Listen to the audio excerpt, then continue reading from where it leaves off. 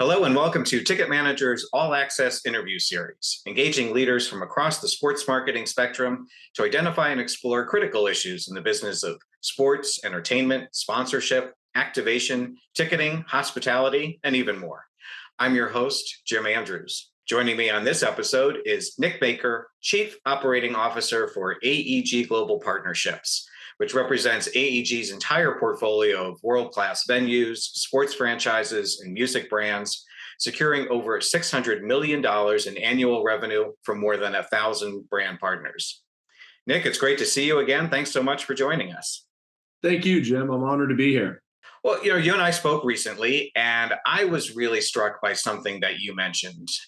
We talk a lot about sports being fully back in person this year, which is great.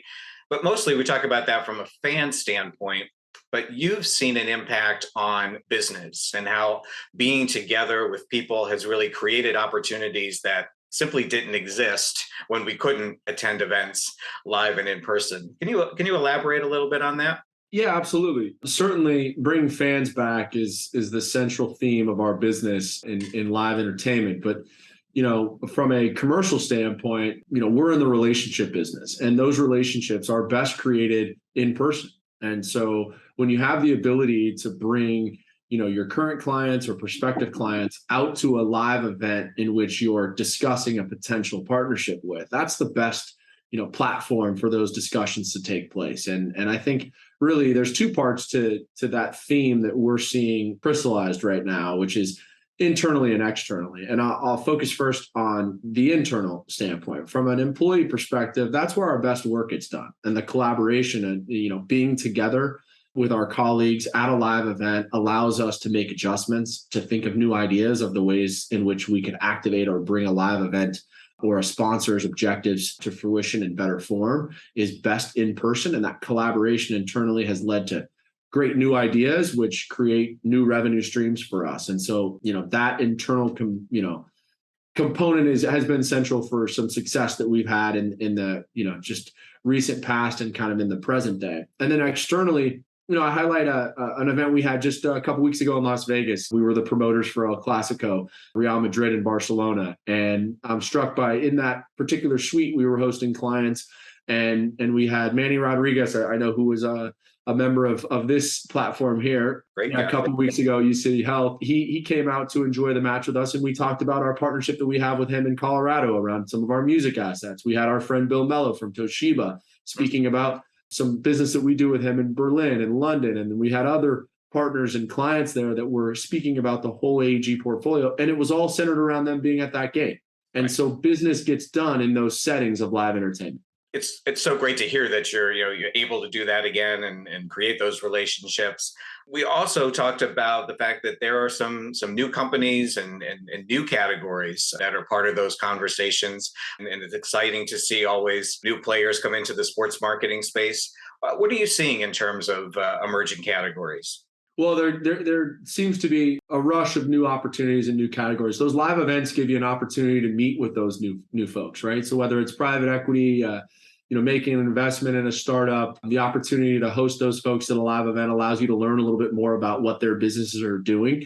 One theme that we're seeing is certainly the objective around small businesses. Whether you're a small business yourself or you're a major business and your focus is on how you can cater to small businesses, whether that's in the financial sector, the legal sector, services that can be brought to a small business seems to be a theme. Software as a service is certainly a critical component to any business being run. And so we see a lot of those folks using our platforms to convey to small business owners that they can help their business grow.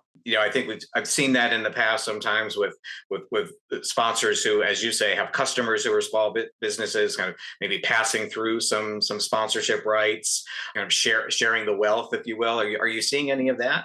Yeah, absolutely. I think, there's a component of some of the bigger businesses doing good to the smaller organizations that are beginning to grow. And so a lot of times we are creating partnerships that have pass-through abilities, depending upon the category, Right. where a business can say to another, we purchased this inventory from AEG and we have this platform. We'd like to bring you on board.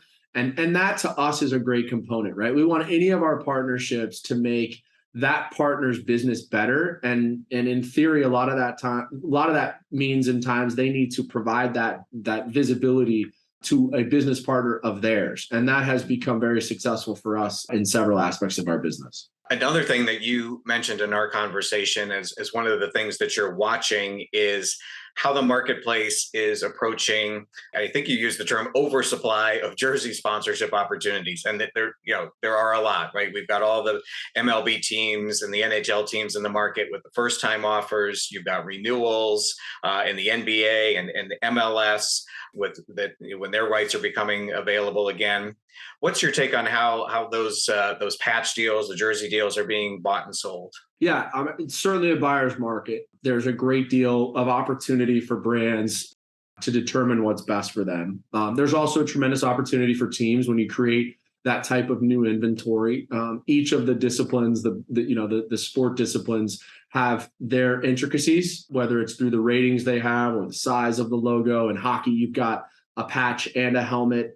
Soccer, you've got a sleeve and your chest. Baseball's got the prominence of the visibility for such a large portion of games. So each are so unique. I think, for us, we try to focus on the inventory that we have around the teams that we own and going out and finding, not selling that partnership, but building that partnership. Well, that's a big theory for us is we don't sell anything, we build things with others. And so we recently announced an extension with Herbalife, who has been the only partner of the LA Galaxy on our chest and one of the biggest and best in the MLS, again, dating back to 2007. It was really critical for us, Jim, to not take that to market because we have had such success activating that partnership. And that longevity means a lot to us, right? That we were able to deliver on several iterations of that contract means that we over-delivered, candidly, and that they were ready to come to the table again. And what Herbalife brings to the team is authentic integration of their products, which has become a real systematic process for our team and our training staff. They've got global ambassadors all over the world who are, in a sense, Galaxy fans, help spread our brand. We've got games that are played internationally, which create greater reach for the team. And then the community is a huge aspect. They're based here at LA Live. We're based here in LA, and we give back to the community in which the Galaxy plays. And so for us, that was, a much deeper theme than just their logo on the front of our jersey. Yeah, and I think that's an excellent point, right? Because, quite frankly, I did a little research not too long ago and looking at the NBA patches in particular. And I, quite frankly, was a little surprised at the amount of turnover that there had been in terms of companies that had signed on originally did not renew, and those teams were back in the marketplace finding new partners, which they all did. But I think it really speaks, as you say, to the fact that your deal with Herbalife, and there are other examples as well of folks who have taken jerseys and patch sponsorships and done more with them than just said, hey, we're hoping for a lot of eyeballs on our brand name. So kudos to you for that. When you're doing a renewal like that with somebody who's been a partner for such a long time, I would imagine some of that conversation is also about how do we refresh this for the fans, right? We don't want to get kind of complacent, if you will, and with activations in the marketplace after a 15-year period. Does that enter into it too? Like, hey, what new things can we introduce now? Yeah, absolutely. Many of these partnerships, in the case of Herbalife, digital marketing, right? Well, that's an aspect. If you look back when we started in 2007, a social media strategy was not contemplated. And now, to have a strategy in the digital space that is anything longer than 6 months is probably archaic. So for us, having, a real sense of relationship and partnership with an organization is critical as you create flexibility throughout the duration of a partnership to pivot to what matters to you at a particular time or to the client at a particular time. And so as we looked at this extension, or we look at any extension, it's about the people that we're doing the business with and making sure that we're incorporating a lot of the things that we added into the partnership. So a lot of the integration of their product so to speak, was not contractually committed to. It was something that we authentically wanted to have happen. We knew it was good for the brand, but it also was something that we believed in. Now that becomes a contractual component. So you catch up to the times a little bit, Jim, and then you also realize, let's keep some open space here for what's going to develop into the future so that we can, be creative together. That's the exciting part of our business, right? No doubt. Yeah, I want to switch gears a little bit and talk about ticketing and premium seating, because obviously with all of the venues that are part of the AEG network, you get to see a lot that's going on there. And there really has been a lot of discussion lately about kind of what's the future of premium, whether that's related to some of the new inventory that's come on the scene with new stadiums and arenas introducing new things to the marketplace, but as well as whether the business model, long-term leases. Some people are saying we might need to shift a little bit there to accommodate the different needs of the buyers. What are you seeing in terms of what's happening with premium? Well, again, I think competition is wonderful. And what you have in the premium space and really in all of sports and entertainment is great competition. And the winner there is the fan. I think that's what's at times the most interesting and exciting opportunity at working at AEG and having a chance to represent this portfolio, but then the most challenging as well, right? Where to begin with a client and then how do we grow with a client? And so what we face is, there are different buyers and objectives, based upon genre. Music has its own unique aspect to how a brand can show up and resonate with fans versus sports. And then you certainly have regional differences, whether that's throughout this country or in other countries that we operate. And so what we try to do is a dual approach. We try to look at it as the opportunity for a brand to come on board with AEG and do a multi-asset partnership that can span anything in our portfolio, whether music, access ticketing, our large venues or our sports teams, or we look at individual properties. And so we have, set up an infrastructure here. Russell Silvers and myself set up an infrastructure around asset ownership initiative. So we've got folks that wake up each day thinking about particular property or properties, but they have the ability to include the rest of the portfolio through their colleagues. And so it's just an arm's length away to make a partnership global very quickly, or you can focus individually on a particular entity that we have. And we found that formula to be very successful. Sure. And so now you look around at the new venues or renovated buildings. We just released a big announcement about the next 3 years, what we're going to do at Crypto.com Arena around renovations. But you look at these big brand new buildings that are being built, and the premium is wonderful. Allegiant Stadium in Las Vegas has unbelievable premium. That's in the portfolio of AEG and ASM, but I'll tell you, outside the portfolio, there are unbelievable competitors who are doing things, whether it's SoFi or others, who have great premium spaces. And so your premium customer has an expectation of what they expect when they arrive, but what they're willing to pay. And so for us, I think we need to differentiate between price component of what we're seeking as an investment from that fan and what that exchanges in the value of what they're getting back. Now, the team is always so critical to that, right, Jim? You think about the best teams in their particular sports. You're going to go see that team play great sport no matter where you are. And I can think of some. If I close my eyes, I'm sure you can too. I've sat in some pretty bad seats for great events, right? Oh, yeah. So, there is that component, but you want to be able to have a premium seating experience that really resonates, whether the team is playing great or whether they're struggling. And I think where AEG has a real, unique proposition is that we have got such major markets all over the world and so many different genre of events. And so if you think about what the future may hold for us, I think you'll have an opportunity as a premium customer of AEG to have a membership into a place that allows you the flexibility to go to Crypto.com Arena for a Lakers game or a Kings game, or maybe, pivot to T-Mobile Arena in Las Vegas, or maybe you're at a music festival, throughout the world in our ecosystem. And now all of a sudden you've got kind of this pass that allows you a different type of experience than just purchasing one singular property. You mentioned, of course, crypto.com arena, and definitely want to ask you about that. It's one of the biggest deals that you all, or really anyone, has done recently. And of course, now, with everything that's going on in the crypto market these days, there have been questions arising about the stability of some of the companies in that space. Lots of conversation around the contract terms in those deals that are, hopefully going to protect, both sides, but especially the rights holders. Am I correct in assuming that all of that was part of the conversation as you were putting that deal together? Absolutely. There was a great deal of review from our side, protections, decisions made around risk and reward. I certainly make mention of kind of the predicament that AEG was in, or we found ourselves in, was an opportunity to refresh the building with a new partner looking into the future, but also we were in a relationship that, with Staples that would allow them to continue on as the naming rights partner in perpetuity with revenue that was not advantageous to us.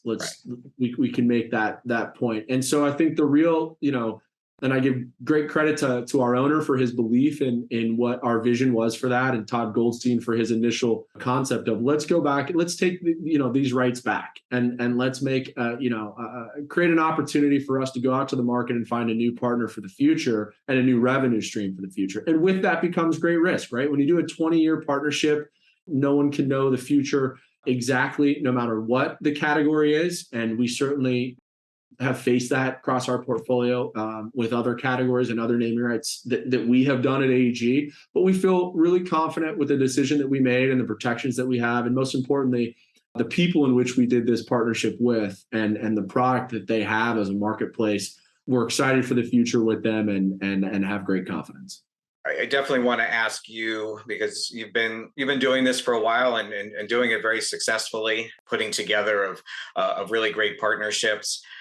I'd love your perspective on whether you think it's easier or harder to do these kinds of deals, to sell sponsorships and partnerships now versus when you started out, which is now more than 15 years ago. I would think it's the same. Not to give you not a direct answer, but the truth is that if you think about all of the new advantages that we have from a technology perspective, right? The ability to do a video call and all of those kind of extensions, the data that we have has so much behind it that allows us to really understand maybe where we're missing or where we're doing really well, and allows us to grab revenue from that. Those are all new extensions. And I think that's actually a point of key differentiation for AEG, is that we own Access, which is our ticketing company, right? And so you're selling 32 million tickets a year across every type of live entertainment event that could take place, whether it's a music event at a small club, or it's our white labeled music festivals, to our large arenas and sports teams. And so what we're able to do with that data, that first party data, is understand the buying habits of that consumer and where they're spending, their dollars. And what we can do with that is formulate a strategy to highlight enhanced experiences for them into the future that we hope they will purchase. And Access has afforded us some great knowledge and data that we can pull from, but also then commercial inventory for partners to come on board and help us further enhance that, whether it be, the buy now, pay later category, or maybe it's through travel and the opportunities for hotels and airline and car service to all, come into the live event experience and the ecosystem of purchasing a ticket, and help enhance that experience before you even get there. And then, of course, as you leave that experience. And so that data has been central for us in terms of learning and growing, and at the end of the day, the fan being rewarded. But I think if you put, in the middle of the table, all the pluses and all the minuses of how hard it may be or how easy it is to sell, I think the number would be the same in terms of good things and bad things. If you looked back 10 years ago, I think some of the best habits that we have are traits that we were doing 15 plus years ago. And so you don't lose any of those. The hope is that you learn from the things that are not making your business better, and that you evolve. And I think we've done that as an industry, but at the center, it's really a relationship business, right? We have an opportunity and a platform that we think can message a brand's product or services to a unique demographic of fans who are fanatics of that particular, entity, whether it's a sports team or a music festival. And that is a great place to be as a brand and a consumer. And so a lot of times we think through when we're at one of our live events, that's the best place to bring a brand to say your brand needs to be here, whether that's Coachella or, it's Hyde Park in London, right? These live entertainment events are it's a wonderful business that we're all in, and brands find, value in being there and showing up in unique ways. And I think that hasn't changed. Right. And that, as you said, and that's what makes this such a great business, that fundamental equation of connecting people to brands through the things that they're passionate about, the events that they love, the experiences that they get to have. We're all glad that has not changed, even if a pandemic may have tried to upend it. I think what sometimes happens is we think it has gotten harder because the industry has and brands have gotten smarter. Yeah. But in theory, that is a great thing for all of us. We have more information. We're able to share that information more readily than we could have 15 years ago, right? An activation that takes place somewhere in our industry last night has already made news this morning virally, right? Whereas 15 plus years ago, that might have taken you a little while for you to hear about what is happening. Yeah. And I think that has enabled us to say, okay, that's a good idea over there. We need to start thinking about how we can do something in that manner, or maybe you're the leader in that space and you continue to evolve. So I think by the industry and the brands becoming smarter with the data, I think the industry as a whole has gotten better, but it does make you accountable, right? You've got to deliver on these projects more so than in the past when you just felt like it was doing good work. Exactly. Well, I think that's a great summation of kind of where we are in the industry. So we'll leave it there. And I'll just say, Nick, thanks so much. It's always great hearing from you and hearing what's going on at AEG Global Partnerships. And hopefully we can do it again down the road. Thank you so much, Jim. It's been a pleasure. All right, Nick. And on behalf of everyone at Ticket Manager, thank all of you for watching and listening. And please join us again for the next episode in the All Access interview series.